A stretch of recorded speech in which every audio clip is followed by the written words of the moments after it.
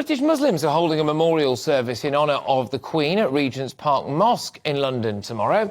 The service will also mark the accession of King Charles, and it will include over 70 Muslim school students representing each year of the Queen's service. The children will lead the singing of the national anthem, the first time this has happened in a national mosque. Here to discuss this with me is Haris Bakari, the co-founder of the Naz Legacy Foundation, which has organised the event. I believe that you yourself have met the Queen, is that right? Yeah, look, first of all, Patrick, look, I think all of us, and first of all, like to give my condolences to His Majesty the King and the royal family for the tragic loss all of us are feeling. Her Majesty played such an important role for all her subjects, but particularly for Muslim community, she had a very kind of special place for us. Her strong kind of work ethos, her conviction in her faith, her family values have always resonated with Muslim communities across the world, and a role model that we all kind of wanted to emulate.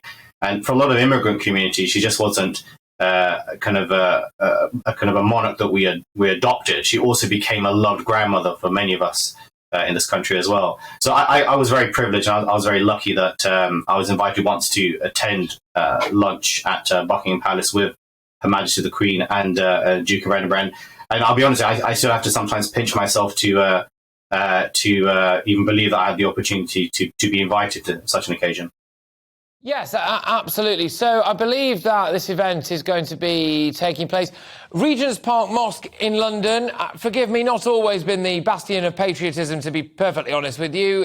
What's happening now then? So it's going to be a rather large group of people, is that right?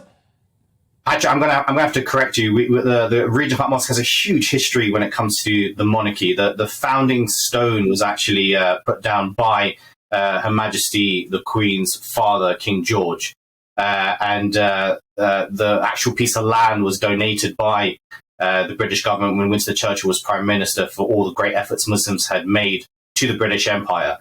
So it has a rich history of celebrated monarchy. And look, and for a lot of Muslims across the whole country and across the world, this is a monarch that the first time she ever went into any mosque in the UK. It was the first monarch to ever visit a mosque in 2002.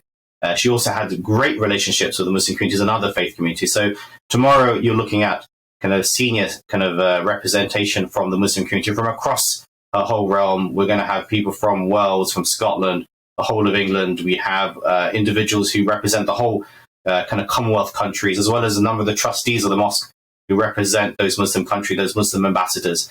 And I think it's really important that we're going to be singing the national anthem. The first time that the new national anthem with God Save the King will be sung by those 70 young people who represent 70 years of the fantastic reign the Queen had.